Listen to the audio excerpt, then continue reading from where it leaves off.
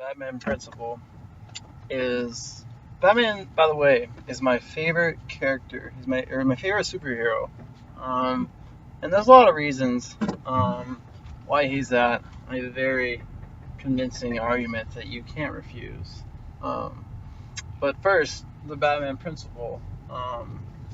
You might think, oh, Batman. Head east on East Blackjack Street towards South Davies. Thank you. In 400 feet, turn right onto South Davies. I love how they repeat things. Head west on Texas 6 okay. North. I'm East going. Blackjack Street toward North Shamrock Street. You're so nagging. Continue on Texas 6 North for 41 miles. Likes to interrupt. The Batman principle. You might think, oh, Batman, he loves bats. Bats are his friends. He has special powers with bats. But nothing could be more opposite. Batman is actually, he's a young boy, terrified of bats. So he runs from bats. He hates bats. They're his kryptonite, Superman. But no, that's not actually true. He sees his weakness, his greatest weakness, and he pursues it. He faces his fear. He conquers it, and that makes him stronger. And that makes him bolder. That makes him even more heroic. And that's something that we all could learn. And that's something that's very biblical. Is in our God's power is made perfect in our weakness. And we see it throughout the Bible. All the people God used, they weren't these perfect, outstanding, moral individuals. They were the least of these, the fallen, the hated of society, the seen as weak, the moral failures, the ones who had run from God, Jonah, Peter, the tax collector, David, whom God said is the one I love, who's followed me very closely.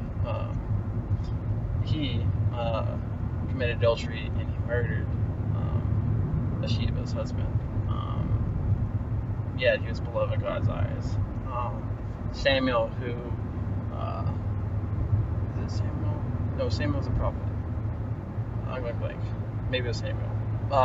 This guy who had to put police before the Lord before he would do anything. He was full of doubt, and not the picture perfect man of faith that you would think. But through all of these stories, God redeemed these people. Moses, who couldn't, who was God's instrument, his mouthpiece, but yet he was afraid. He had a crippling social anxiety speaking in front of people. He had his brother Aaron do it for him for a very long time. God used these people to make their weaknesses their strength. And where you see Peter doubting God and being impulsive, Jesus built his rock, the church, upon Peter. So these weaknesses became these people's strengths, just like Batman. So we today need to. I'll say we are weak in this. We can't do it. But say these weaknesses, God can make our strengths. And oftentimes, the things that we get set and then we continue, those become our greatest strengths. When I was young, I had a very hard time learning to read. Did hooked on phonics. It's gross. I don't recommend it. But I did learn it painstakingly. But once I did, I started reading and started enjoying it, and I just started devouring books, and I still haven't stopped. Read over 600 books now, and when I started writing, I had a really hard time writing. I had a hard time speaking, and still have a hard time getting what I'm thinking, putting it into words, putting it coherently, in the best shape, organized, but it's understandable, and good for conversation, for writing a paper. As you can see, I'm struggling now.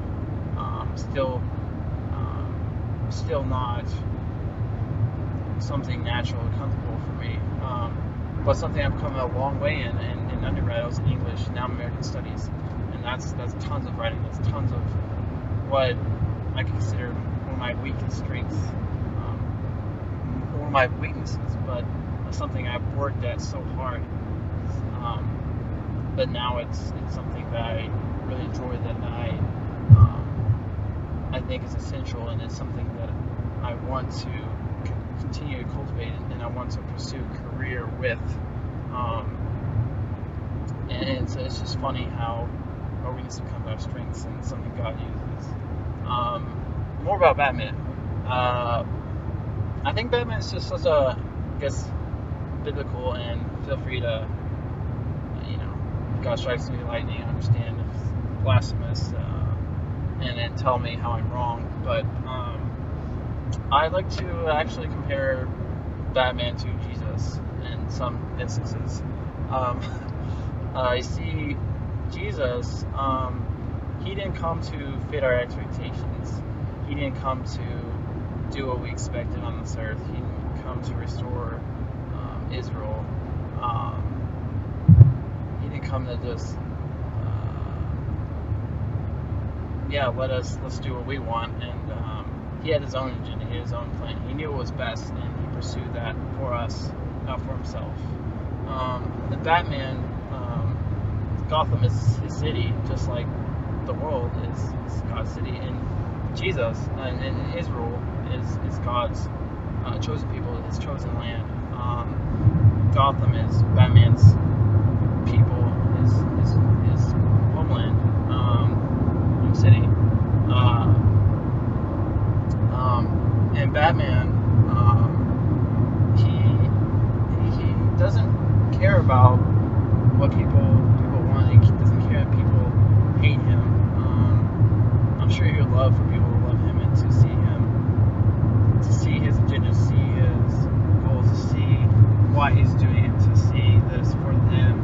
And but they don't, and that's okay, because the agenda, the goal, the good Batman is striving for is greater, is worth more than whether or not people like him or understand him. Because it's not about himself, it's about others. And so a big phrase in Batman is Batman isn't who they want, but he isn't who they deserve, but it's who they need. Jesus isn't who the people wanted. He's not who they deserved, but he's what they needed, and that's the true picture of grace and love. And Batman also exemplifies that in some instances. So there is my comparison. Like all comparisons breaks down, and there's things not true.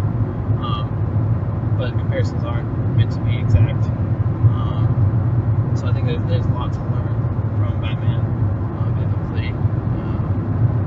But keep in mind also things that do not fit. That's my take.